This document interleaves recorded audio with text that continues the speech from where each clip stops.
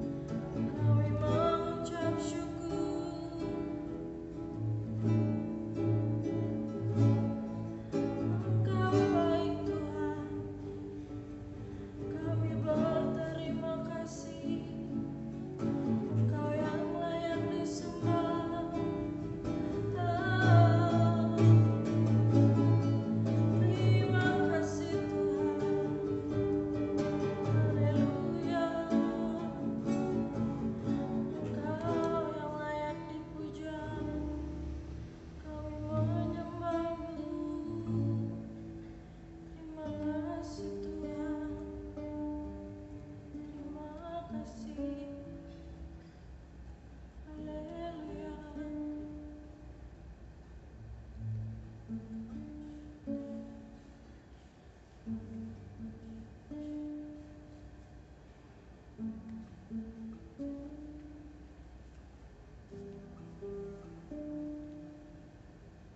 kasih Tuhan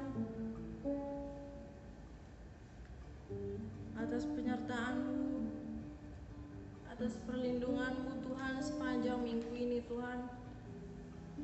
Terima kasih kalau Kau masih memberikan kami kesempatan untuk bersama-sama beribadah meskipun hanya melalui sarana YouTube ini Tuhan. Kami mengucap syukur Tuhan atas kesempatan yang telah Kau berikan, kalau kami masih diberikan kesehatan dan kekuatan sampai detik ini Tuhan.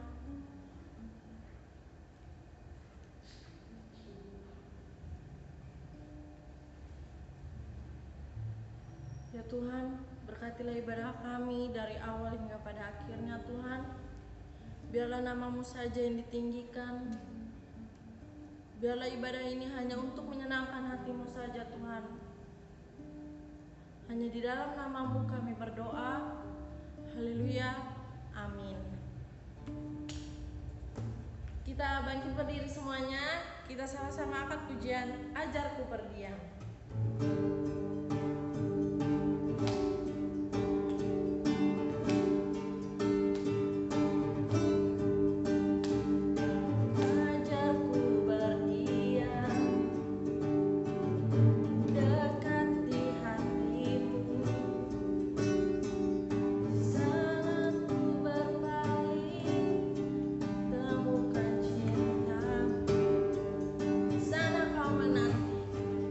Sana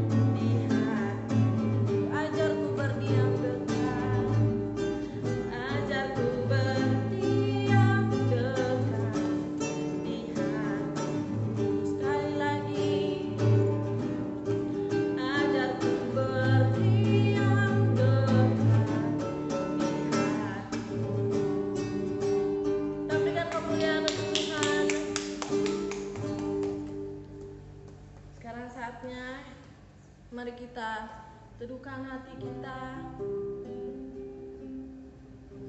Kita siapkan hati kita untuk kita sama-sama mendengarkan kebenaran firman Tuhan. Biarlah apa yang disampaikan ini dapat menjadi rema dalam kehidupan kita, dapat kita lakukan dalam kehidupan kita sehari-hari. Mari kita angkat pujian, pulihkan aku Tuhan.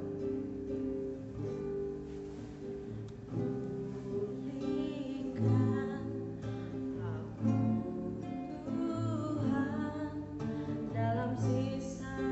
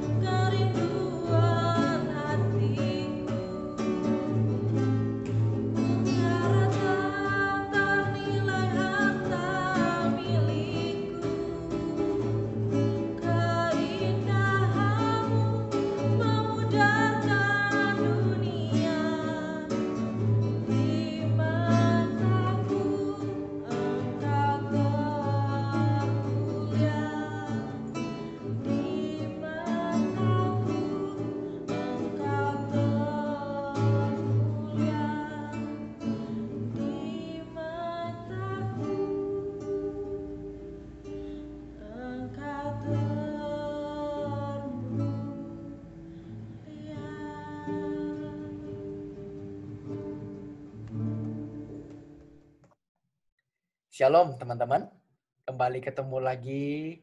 Meskipun kita di masa pandemi ini nggak bisa ketemu muka dengan muka, tapi bersyukur ada internet, bersyukur ada YouTube yang bisa temenin kita, yang bisa bikin kita tetap terhubung, meskipun kita terpisah oleh jarak.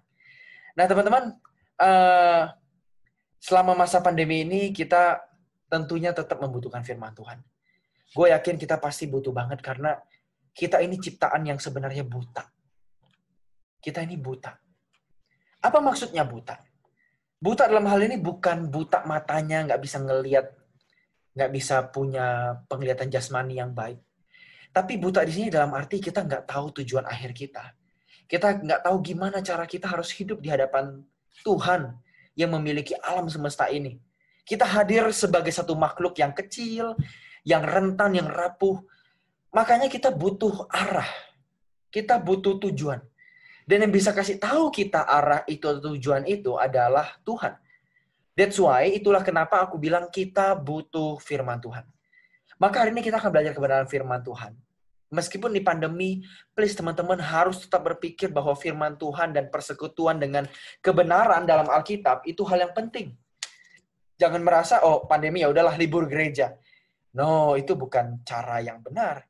Kita butuh Tuhan. Kita butuh kebenarannya supaya menuntun jalan kita. Terutama kita yang masih muda dan cukup rentan untuk tergiring pada hal yang negatif. Dan hari ini sebenarnya aku mau sharing tentang satu hal yang sangat menarik, yaitu pansos. Pansos. Pansos ini adalah panjat sosial. Dan ini sudah menjadi dalam tanda kutip semacam penyakit masyarakat ya. Bahkan bukan cuma masyarakat Indonesia, tapi juga masyarakat dunia. Banyak orang yang pansos. Ya, pansos. Nah, bahasa Inggrisnya social climber. Apa sih sebenarnya pansos ini? Nah, kita mesti tahu dulu apa itu pansos. Kita mau coba bahas pelan-pelan ya. Dan kita mulai satuin dulu persepsi kita. Apa sih pansos itu? Terus nanti kita akan belajar apa sih ciri-ciri pansos. Dan setelah belajar ciri-ciri pansos, bagaimana kita orang Kristen menanggapi gaya hidup pansos ini. Dan tentunya, bagaimana kalau kita seorang yang sedang pansos? Bagaimana kita harus berurusan dengan diri kita?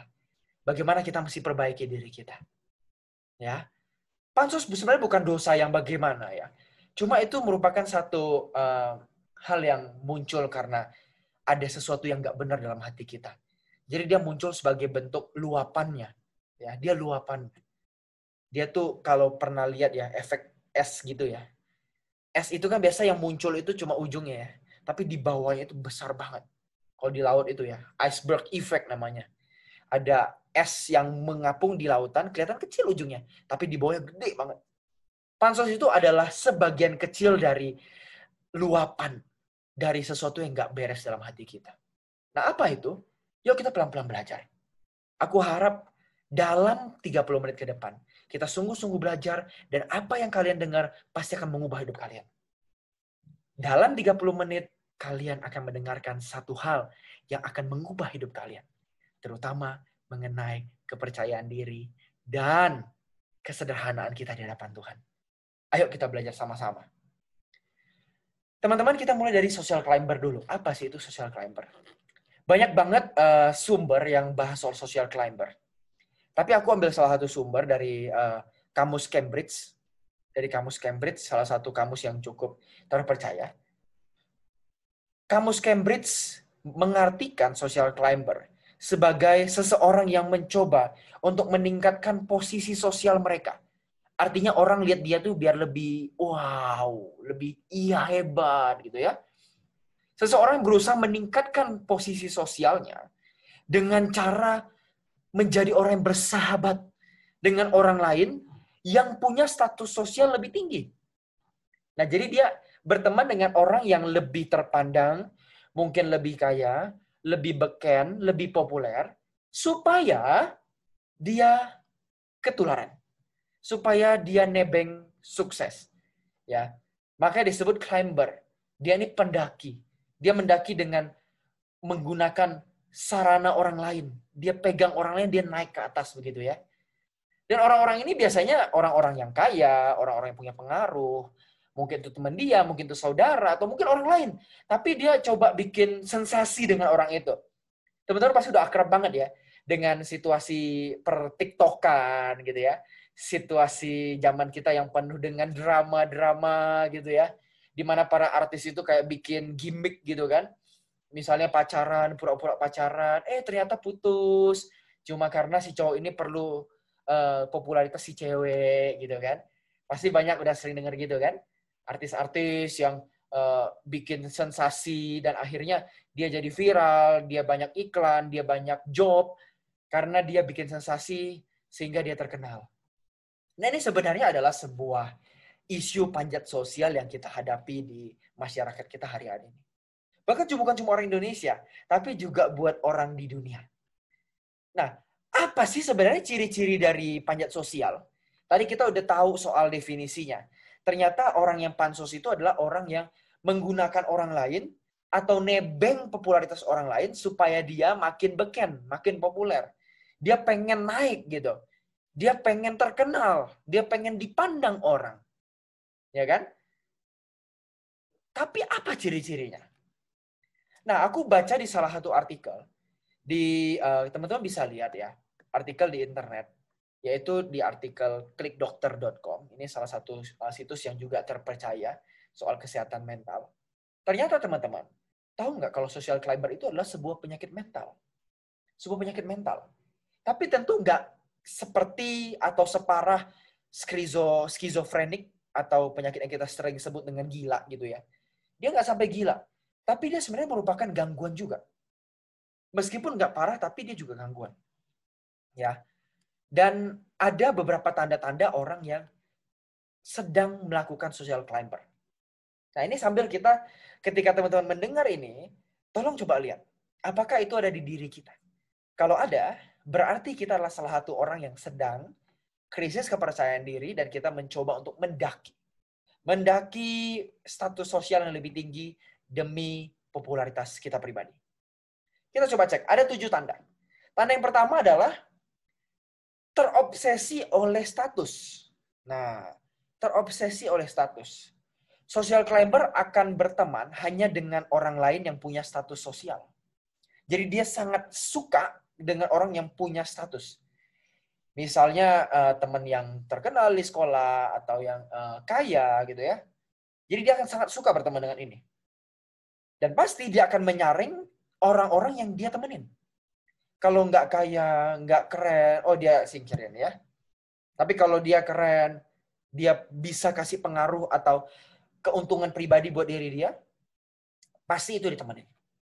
Nah, itu terobsesi oleh status. Dia akan sangat melihat orang yang punya status. Dia memandang banget, dia terobsesi banget sama status. Makanya dia berteman sama orang-orang yang punya status. Dia sangat terobsesi oleh hal itu. Dan yang kedua, orang yang sedang social climber sangat peduli dengan pencitraan atau branding dirinya. Bagi orang yang social climber, penampilan itu nomor 1. Mereka mencoba mencitrakan dirinya. Mereka mencoba untuk menggambarkan dirinya sebagai orang yang punya kelas yang sama dengan orang yang sedang dia tuju atau sedang dia targetkan gitu ya. Sebagai salah satu pijakan ya. Pijakan batu loncatan buat dia bisa naik gitu. Jadi dia akan berusaha menyesuaikan dengan temannya ini supaya dia kelihatan sama. Makanya dia akan punya branding diri, dia akan sangat menjual dirinya dalam tanda kutip ya. Supaya orang-orang mau teman sama dia. Mungkin kalau temannya kaya, dia akan berusaha seperti orang kaya. Makan di mall, beli baju branded, naik mobil ya. Dia sangat peduli dengan pencitraan. Dia sangat takut kelihatan temannya sebagai orang miskin atau orang yang nggak sama dengan temannya. Nah, sekarang gimana kita hari ini? Coba kita ambil cek ya. Apakah kita juga melakukan hal ini? Nah, nanti dulu tapi jangan simpulkan dulu. Masih ada yang lain. Ketiga, orang yang social climber biasanya selektif dalam memilih teman. Demi pengakuan sosial, dia akan berusaha untuk masuk dalam lingkaran pertemanan yang dia inginkan. Jadi akan sangat selektif. Dia nggak akan sembarangan temenan sama orang. Dia akan temenan sama orang yang bisa menguntungkan dia. Kalau nggak nguntungin, apalagi nyusahin, goodbye my friend. Nah, itu. Keempat, dia bukan cuma selektif milih teman. Ternyata dia juga senang memanfaatkan teman. Senang manfaatin temannya. Karena memang tujuan awalnya ya dia pengen punya batu loncatan. Makanya dia pakai temannya untuk naik ke atas gitu ya. Maka nggak heran kalau dia sering manfaatin temannya. Dan yang kelima, dia biasanya kurang berempati dengan teman-temannya itu. Ya. Mungkin dia punya banyak teman dan teman-temannya mungkin kaya-kaya, pinter-pinter, ya, terkenal-terkenal. Tapi sebenarnya ketika ada masalah, dia ini nggak terlalu dalam sama temannya. Dia ini nggak punya hubungan yang terlalu gimana gitu sama temannya. Dia cuma sekedar manfaatin doang. Maka ketika ada masalah, ada satu peristiwa yang menimpa teman dia, musibah yang menimpa teman dia nggak bisa berempati. Atau kurang berempati. Karena apa? Nggak tulus. Dia mencari sesuatu dari pertemanannya. Ini bisa jadi salah satu tanda. Orang berteman untuk tujuan social climbing. Atau panjat sosial. Ya. Nah selanjutnya nomor 6. Orang yang pansos adalah orang yang juga tidak bisa diandalkan. Ya. Nggak bisa diandalin. Kenapa? Karena dia biasanya nih, dia bisa batalin janji di detik-detik terakhir. Kalau dia dapat tawaran lain atau teman lain yang ngajak dia pergi, hangout, terus juga mungkin ngapain lah ya. Dan itu lebih menjanjikan. Maka dia akan berusaha untuk bagaimana membatalkan yang kurang menguntungkan dan mengambil yang untung ini. Jadi kurang dapat diandalkan. Nggak setia kawan. Ya. Dan yang terakhir, tanda-tanda pansos yang paling jelas adalah ingin menjadi pusat perhatian. Menjadi pusat perhatian. Yang paling diinginkan oleh orang pansos adalah rasa kagum dari orang lain. Rasa kagum dari orang lain. Orang tuh pengen banget, orang yang pansos ya, pengen banget dia dilihat orang, dijadiin pusat perhatian, dan orang-orang memuji dia. Nah ketika dipuji atas sesuatu yang dia sedang usahain, misalnya dia lagi berusaha jadi orang keren gitu ya, dan dia dibilang keren, wah dia pasti senang banget. Karena tujuan dia tercapai. Nah jadi ini juga salah satu tanda bahwa kita sedang pansos. Nah apakah teman-teman mengalami 7 tanda ini? Kalau mengalami 7 tanda ini, maka kita mau belajar. Apa sih yang menjadi akar dari pansos ini? Kenapa orang bisa pansos? Ternyata teman-teman, orang bisa pansos menurut Psychology Today, salah satu situs psikologi yang terkenal juga di internet, artikel psikologi bagus-bagus, Psychology Today, yang diambil oleh Klik Dokter juga. Jadi saya baca di satu artikel ya.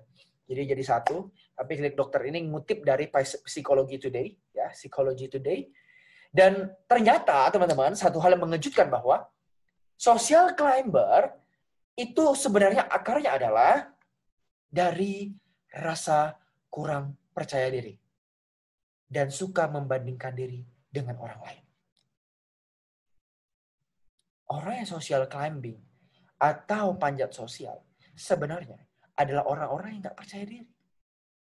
Dia nggak menerima diri dia apa adanya. Meskipun sebenarnya dia kelihatan, gampang banget untuk bergaul sama teman-teman ya.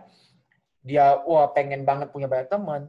Tapi sebenarnya keinginan dia untuk bergaul sama teman, kesupelan dia, kemudahan dia untuk bergaul sama orang lain, itu berangkat dari rasa insecurity, tidak adanya self-confident, bahwa dia bisa melakukan segala sesuatu sesuai dengan apa adanya. Apa adanya dari diri sendiri. Dia bandingin diri dia sama orang lain, dan dia berusaha untuk menyamakan dirinya dengan hal itu. Dia melihat diri dia kurang spesial dibanding orang lain. Makanya dia pengen jadi orang lain itu. Jadi sebenarnya social climber atau panjat sosial, akar masalah paling dalam adalah bukan pengen terkenal. Pengen terkenal itu nanti manifestasinya atau luapannya. Tapi akarnya sebenarnya adalah kepercayaan diri. Nggak pede. Nggak bisa menerima diri apa adanya. Ya kan? Makanya orang mulai membandingkan diri sama orang lain dan ingin menjadi orang lain. Padahal belum tentu orang lain itu seberuntung kita. Kalau ukurannya duit, ukurannya popularitas, punya mobil, punya rumah, punya orang tua yang kaya, bisa masuk ke sekolah terkenal, itu belum ukuran orang beruntung. Beruntung secara jasmani dan finansial, iya. tapi tidak membuktikan bahwa dia sepenuhnya beruntung. Mungkin ada bagian hidup yang dia nggak beruntung dibanding kita. Tapi rasa kepercayaan diri yang kurang ini, krisis kepercayaan diri yang kurang ini, membutakan seseorang. Membuat orang tidak bisa mengenal dirinya dengan benar. Bahwa sebenarnya dia istimewa. Dia istimewa. Akhirnya orang yang percaya diri ini mulai ya tadi seperti yang tadi kita lihat ciri-cirinya. Mulai cari teman yang bisa ngangkat dia, mulai cari teman-teman yang bisa membuat dia semakin populer, mulai cari orang lain yang bisa jadiin sensasi ya, seperti di media-media sosial ya. Orang terkenal terus dia bikin sensasi, akhirnya dia ikut terkenal gitu kan ya. Ada yang kasih prank-prank yang gak jelas, prank kasih sampah buat orang lain. Wah, itu kan gak sopan banget. Itu tujuannya cari sensasi. Dan itu sebenarnya tujuannya adalah ingin menaikkan harga dirinya. Dia nggak percaya diri dengan harga dirinya yang semula. Dia bikin konten-konten, dia berteman, dia bergaul, karena dia mau naikin kepercayaan dirinya. Akhirnya dia pengen terkenal. Karena sebenarnya di akar paling dalam diri dia adalah dia itu nggak percaya diri. Kalau dia nggak nakal, dia nggak bikin sensasi, kalau dia nggak gangguin temennya, kalau dia nggak temenan sama orang yang beken, sama orang yang populer, dia nggak percaya diri. Nah, itu akarnya tuh di situ. Ingin jadi terkenal atau ya popularitas itu ya cuma luapan ujungnya. Tapi krisis kepercayaan diri adalah isu utama. Krisis kepercayaan diri adalah isu utama. Jadi dia nggak percaya diri dan dia lihat orang lain lebih baik. Dia krisis identitas dan gaya hidup. Krisis. Dia mengalami krisis identitas dan gaya hidup. Sehingga akhirnya dia ingin diakui. Dia ingin terkenal. Supaya dia bisa memberi nilai diri yang dia anggap itu nilai dirinya. Nah terus gimana Alkitab berkata soal hal ini? Terutama kalau kita mungkin sekarang lagi merasa aku kurang percaya diri. Aku perlu orang lain untuk dalam tanda kutip mengangkat kepercayaan diriku. Kalau nggak ada yang temenan sama aku kayaknya nggak terkenal. Aku terbuang. Aku orang yang nggak spesial. Aku orang yang biasa-biasa aja. Kita pasti merasa itu. Pasti. Sebagian antara kita, kalau kita mulai merasa itu, bahkan mungkin sudah masuk tahap social climbing, panjat sosial, gitu ya. Kita mulai cari orang dan kita mulai bagaimana caranya orang bisa lihat aku. Gimana orang bisa menghargai aku dengan, wow kamu keren ya. Kau bisa temenan sama dia, kamu hebat loh. Oh kamu bisa punya follower segini, kamu hebat loh. Kau bisa punya like segini, kamu terkenal loh. Apa sih yang Alkitab katakan? Teman-teman, Alkitab memandang bahwa setiap orang adalah istimewa dan unik di hadapan Tuhan. Setiap orang istimewa. Setiap orang istimewa. Tuhan membentuk manusia dari tangannya sendiri. Dia menghembuskannya dari dirinya sendiri. Bukan berarti bahwa Tuhan punya paru-paru dan Tuhan menghembus begitu. Enggak, itu sebuah metafora atau kiasan. Bagaimana Tuhan membentuk manusia. Tuhanlah yang menciptakan, bukan orang lain. Tuhan yang ciptakan kita. Kalau Tuhan yang istimewa dan luar biasa itu menciptakan kita, maka kita pun luar biasa dan istimewa. Maka untuk menyelesaikan krisis kepercayaan diri ini, teman-teman, kalau teman-teman orang yang nggak pede, teman-teman kayaknya minder, sampai akhirnya teman-teman perlu orang lain untuk mengakui teman-teman, butuh pengakuan orang lain, butuh terkenal. Ingat teman-teman, ingat baik-baik satu-satu. Ingat baik satu hal ini. Satu-satunya hal ini paling penting kita ingat. Cara kita mengembalikan kepercayaan diri kita hanya dengan memperbaiki mindset kita. Mindset kita. Kita punya satu standar sekarang. Kita punya standar nih. Oh, yang namanya terkenal, yang namanya diterima orang, yang namanya diakui orang, yang namanya bisa percaya diri itu ya kayak begitu. Ya kan? Punya teman, pergaulannya luas mungkin. Pakai bajunya begitu. Punya make up, punya kendaraan pribadi. Nggak diantar orang tua lagi. Bisa kemana-mana suka-suka sendiri. Ya kan? Kita punya banyak standar nih. Oh, kita banyak standar. Dan itu udah mempengaruhi pikiran kita. Udah sangat mempengaruhi pikiran kita. Sampai kita sendiri nggak tahu bahwa itu benar apa nggak. Kita terima aja. Kita telan mentah-mentah. Padahal belum tentu itu standar yang benar. Maka teman-teman, untuk menyelesaikan masalah kepercayaan diri, sebenarnya nggak ada cara lain. Ininya diubah. Standarnya diubah. Yang pertama, untuk mengubah standar, teman-teman harus punya pikiran bahwa aku istimewa dan aku unik. Kenapa aku istimewa? Bukan karena aku manusia yang istimewa, ya udah aku. Ini it's because me gitu ya. Itu karena aku, it's because me. Ini karena gue. Ya gue siapa lagi gitu ya. Siapa bisa kayak gue? Ya gue segalanya gitu kan. Itu namanya narsis. Tapi kita mengembalikan kepercayaan diri bukan karena narsis, tapi karena kita tahu kita istimewa karena Tuhan yang membuat kita istimewa. Dia ciptakan kita istimewa. Ingat, dia yang bentuk dengan tangannya sendiri. Dia perlakukan kita dengan istimewa. Lihat, nggak ada setiap orang yang semuanya sama hidupnya. Nggak ada. Semua orang beda-beda jalan hidupnya. Dan Tuhan hadir di masing-masing jalan hidup itu. Itu menunjukkan kita istimewa. Karena Tuhan memperlakukan kita secara istimewa. Tuhan nggak samain kita kayak orang lain. Ketika orang lain mungkin kuat dalam satu hal, dia dikasih masalah A, kita belum kuat, Tuhan kasih masalahnya bukan yang kayak dialami orang yang udah kuat ini. Dia ikutin kita. Dia berjalan bersama kita.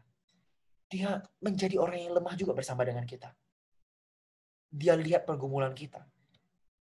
Dan dia memberikan sesuatu yang bisa kita pikul. Artinya apa?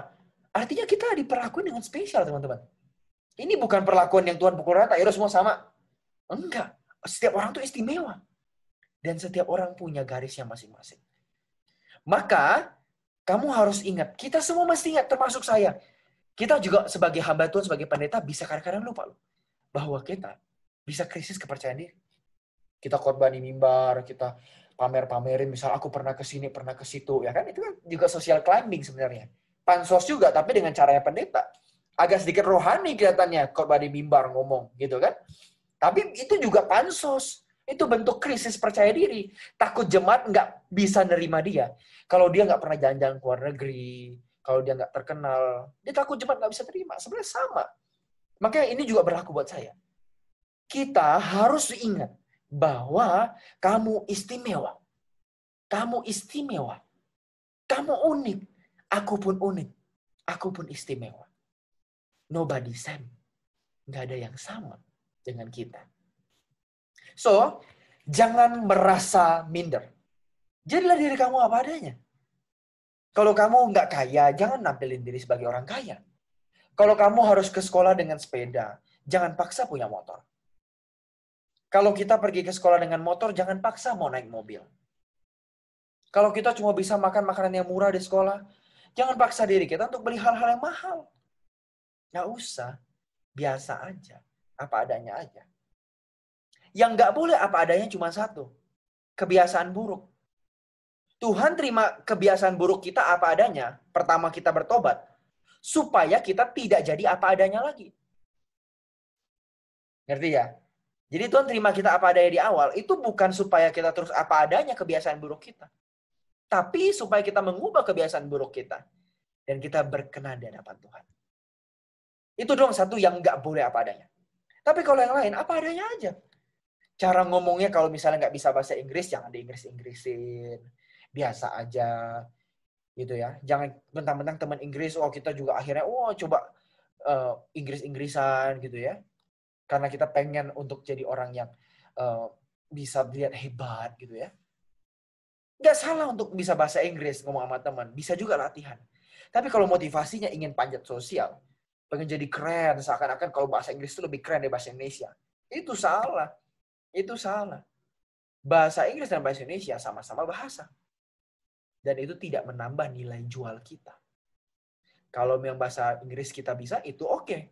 Tapi jangan memaksa diri atau minder karena nggak bisa bahasa Inggris. Ya udahlah, belajar dulu. Dan Tuhan mau terima kita apa adanya kok dalam hal itu. Nggak perlu paksa-paksa diri apalagi sampai pasang muka munafik. Nggak usah deh. Kita terima diri kita apa adanya. Kamu istimewa, kamu berharga. Dan Tuhan mati untukmu. Artinya, nggak ada orang yang beda. Nggak ada orang yang diperlakukan, wah ini ya udah deh, yang ini lebih hebat, kamu nggak hebat. Wah, nggak ada. Semuanya diperlakukan secara istimewa. Dan diperlakukan secara spesial. Spesial. Spesial.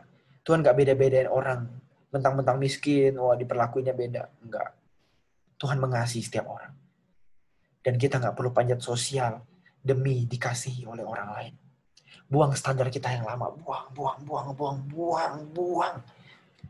Standar kita adalah hanya kalau kita tidak diperkenan Tuhan. Itu baru kita minder. Kalau kita buat dosa, kita melukai hati Tuhan. Kita terus berkubang di dosa kita, baru kita minder. Tapi kalau kita mau bertobat, mau berubah, mau jadi orang lebih baik, jangan minder. Kamu istimewa. Ada potensi yang besar dalam diri kamu yang mungkin hari ini belum tergali. Tuhan mau pakai kamu dengan luar biasa. Pasti. Luar biasa nggak harus selalu kamu jadi orang hebat, jadi kayak Bill Gates, jadi kayak orang kaya sedunia. Yang enggak juga. Dipakai yang luar biasa itu bisa juga di masyarakat, di keluarga kamu jadi berkat yang orang tuh bersyukur banget punya kamu di tengah-tengah mereka. Itu pun dipakai luar biasa. Jadi jangan pikir kalau dipakai luar biasa itu, kalau jadi pendeta besar, jadi pengusaha yang kaya, baru dipakai luar biasa. Enggak. Misalnya seorang supir ojek online yang sungguh-sungguh merawat keluarganya dengan kerja keras, jujur, punya hati mengasihi pelanggannya, ingin pelanggannya selamat sampai di rumah. Itu pun sebenarnya juga dipakai Tuhan luar biasa. Yang penting, setiap orang menjadi berkat di tempatnya masing-masing. Jadi nggak harus wow. Jadi kalau hari ini kamu mungkin nggak wow di tengah-tengah teman kamu, jangan minder. Kamu mungkin nggak, wah gimana gitu ya, sekali kamu datang orang-orang langsung mengalihkan pandangannya kepada kamu. Kamu mengalihkan pandangan dunia gitu kan. Kalau kamu nggak bisa mengalihkan pandangan dunia, it's okay. It's okay. Yang penting kamu dipandang Tuhan. Dan Tuhan memandang kita senantiasa. Itu berita baiknya. Tuhan memandang kita. Tuhan melihat kita. Tuhan mencintai kita dari ketinggian sana. Itu yang luar biasa. Tuhan lihat kamu. Maka kamu nggak perlu lagi orang lain yang lihat. Kalau orang lain mau lihat, silakan. Karena kita punya karya, kita punya hati mengasihi mereka. Tapi kalau kita nggak dilihat, hanya karena kita miskin, karena kita nggak populer secara status sosial, it's okay. It's okay. Amin? Ya, miliki kepercayaan diri. Kamu spesial, kamu istimewa, kamu unik, dan kamu berharga. Nah, sekarang yang terakhir, mengenai masalah keterkenalan.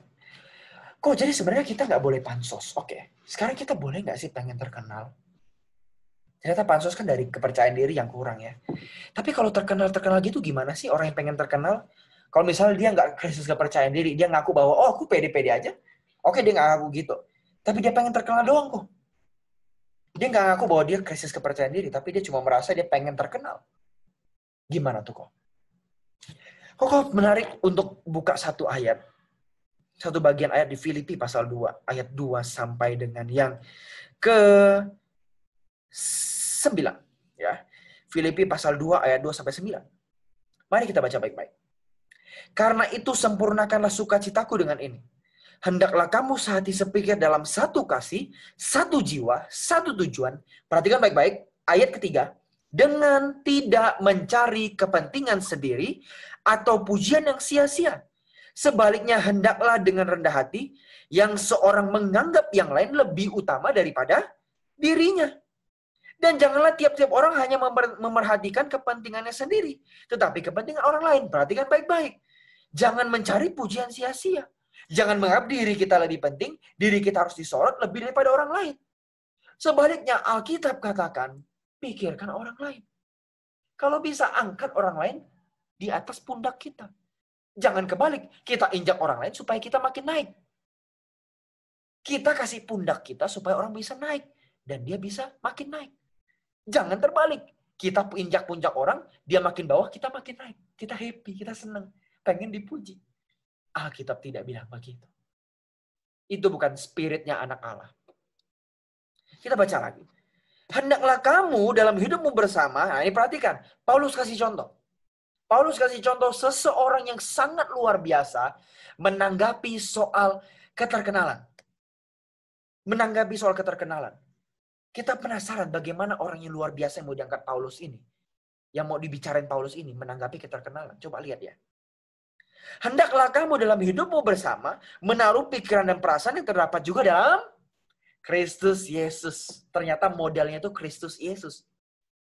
Contoh kita, teladan kita adalah Kristus Yesus. Bagaimana hidup dia? Kita baca selanjutnya. Ternyata Kristus Yesus di ayat ke-6, yang walaupun dalam rupa Allah yang keren, yang luar biasa, yang mulia, tidak menganggap, perhatikan baik-baik, tidak menganggap kesetaraan dengan Allah itu sebagai milik yang harus dipertahankan. Malahan keterkenalannya, kepopulerannya, kemuliaannya ditanggalkan. Di put aside. Dipinggirin dulu. Dia turun ngurusin manusia. Ngurusin kita yang penuh dosa ini. Dia tinggalin. Beda sama manusia. Manusia tinggalin Tuhan untuk naik atas jadi Tuhan. Kita tinggalin Tuhan yang udah turun, ya kan? Kita yang di bawah ini, Tuhan kan turun ke bawah ya. Kita yang di bawah, yang Tuhan turun udah sama dengan kita. Kita tinggalin Tuhan, kita naik, kita pengen jadi Tuhan. Benar nggak? Manusia begitu kan? Ketika Tuhan turun kepada dia, dengan harapan manusia menjadi sama dengan dia, malahan kita tinggalin Tuhan, kita buang Tuhan, kita naik pengen jadi Tuhan. Kita yang manusia pengen jadi Tuhan. Dia yang Tuhan pengen jadi manusia supaya jadi seperti kita. Coba balik kan? Coba lihat. Semangat Tuhan Yesus itu bukan semangat naik. Enggak. Turun. Biarlah dia yang naik, aku yang turun. Itu harusnya. Jangan kita yang naik, Tuhan yang turun. Waduh, ini bahaya. Kita lanjutin lagi. Melainkan telah mengosongkan dirinya sendiri, ya, dan mengambil rupa seorang hamba. Lihat, bayangkan. Seorang hamba. Bukan bos. Bukan orang terkenal. Bukan orang populer. Bukan orang beken. Tapi hamba. Ternyata bukan cuma hamba. Lanjut, baca lagi. Dan menjadi sama dengan manusia. Dalam keadaan sebagai manusia, ia telah merendahkan dirinya dan taat sampai mati. Dia taat sampai mati nih. Akhirnya artinya dia finishing well. Tapi bukan cuma mati. Bukan cuma mati dengan taat, tapi mati dengan terhina. Dikatakan di sini, makanya bahkan sampai mati di kayu salib. Salib itu mati yang terhina. Dia bukan cuma mati dengan taat, tapi juga mati sampai terhina pun aku mau. Lihat coba respon Tuhan Yesus terhadap kepopuleran. Apa itu bagi Tuhan Yesus? Apa itu bagi Tuhan Yesus? Ternyata it's nothing. Itu bukan apa-apa bagi Tuhan. Yang penting adalah kita. Yang penting adalah kemuliaan Allah Bapa. Bagaimana Yesus itu menyelesaikan tugasnya dari Bapa. Itu yang penting. Itu yang penting. Jangan dikacauin sama yang lain. Jangan pikirin yang lain lebih penting. Gak usah. Gak usah kita pikirin rencana Tuhan. Dalam keluarga kita. Dalam studi kita. Dalam kehidupan kita bermasyarakat. Lihat rencana Tuhan. Itu yang paling penting. Miliki hubungan yang baik dengan keluarga kita. Perbaiki hubungan kita yang mungkin punya kepahitan dengan orang tua atau saudara kita. Selesain itu. Jadi berkat di situ. Lakukan tugas kita, kehendak Allah di situ. Bukan cari kemuliaan buat diri kita sendiri. Tapi selesaikan tugas kita di rumah. Tugas kita sebagai anak. Kepahitan kita sebagai anak. Kinerja kita di sekolah. Pergaulan kita. Yuk kita perbaiki. Turun yuk. Turun yuk. Kosongin diri kita. Tanggalin insting pengen terkenal, pengen dilihat orang, pengen ditepukin tangan, pengen ditepuk dadanya, tepuk bahunya sini ya. Oh hebat kamu ya, hebat ya. Udah, yuk. Jangan pansos. Kita mau berkenan. Kita mau turun. Seperti Tuhan kita yang juga turun. Bukan naik. Kita turun. Maka kalau kita jadi turun, kita ikut Tuhan Yesus, dikatakan di ayat ke-9. Itulah sebabnya Allah sangat meninggikan dia dan mengaruniakan kepadanya nama di atas segala nama. Hanya orang yang turun yang bisa diangkat Allah. Orang yang naik ingin naik, akan diturunkan Allah. Pasti. Orang ingin seperti Allah, haus pujian, haus kemuliaan, suatu hari akan kehilangan semuanya. Tapi orang yang mengosongkan dirinya, merendahkan dirinya, jadi pelayan buat sesama, jadi berkat buat orang lain, Tuhan akan muliakan suatu hari. Jadi jangan cari kemuliaan dari diri kita dan dari manusia lain. Temukan kemuliaan dari Tuhan. Yuk, berhenti pansos. Kalau kita pengen terkenal, pengen jadi orang yang dipandang di sekolah, dengan cara-cara yang tadi kita udah pelajarin. Dengan cara-cara yang nggak pantas, nggak usah ngomong firman Tuhan deh, secara dunia aja nggak pantas. Manfaatin orang, berteman karena status sosial orang, milih-milih temen, itu kan nggak pantas. Nggak usah anak Tuhan, anak dunia pun tahu itu nggak pantas. Yuk kita berubah. Miliki pergaulan dengan semua orang. Kasih semua orang. Jadilah pelayan buat sesamamu. Jadilah sahabat untuk sesamamu. Sehingga engkau jadi berkat, jadi garam dan terang dunia. Seperti yang Tuhan janjikan. Amin. Tuhan Yesus memberkati. Mari kita berdoa. Bapak di surga, terima kasih untuk seluruh yang Bapak berikan sore hari ini. Kami bersyukur bahwa kami bisa mendengar kebenaran-Mu. Kami mau punya spirit untuk turun seperti Tuhan Yesus. Kami rendahkan diri kami di hadapan Tuhan dan di hadapan sesama sebagai sahabat dan pelayan. Ampuni ketidaktepatan kami di mana kami seringkali ingin terkenal. Kami seringkali ingin dipuji. Kami seringkali ingin populer dengan cara-cara yang tidak berkenan di hadapan Tuhan. Beri kami kesempatan Tuhan. Jamah setiap pendengar yang mendengarkan khotbah ini sampai dengan akhirnya. Tuhan memberkati dan Tuhan mengubah hidupnya.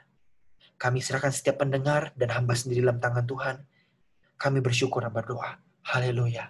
Amin. Sampai jumpa teman-teman. God bless.